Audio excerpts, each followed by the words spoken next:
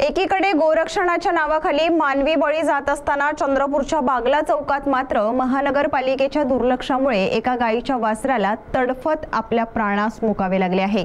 आज सकाळी बागला चौकात एका गायीच्या वासरावर कुत्र्यांनी हल्ला केला आणि ते वासरू कुत्र्यांच्या चाव्यामुळे तडफत मरण पावलं। तेथे उपस्थित नागरिकांनी महानगरपालिकेला माहिती दिल्यानंतर संबंधित विभागाने टाळाटाळ केली व कुत्र्यांनाच तिथून हाकला असे सल्ले दिले गेले। मात्र मरणाच्या दारात असलेल्या वासराला वाचवण्यासाठी महापालिका असमर्थ ठरल्याने वासराने तडफत आपला जीव सोडला। उपस्थितांनी प्यारे फाउंडेशनलाही संपर्क साधला तर त्यांनी हे प्रकरण महापालिकेकडे येतं असे सांगितले। त्यानंतर हे वासरू बागला चौक आरके बार जवळ 2 ते 3 तासापर्यंत मृतावस्थेत पडून राहिले। काही तासांनी महापालिकेने ते वासरू उचलल्याची माहिती संबंधितांनी दिली।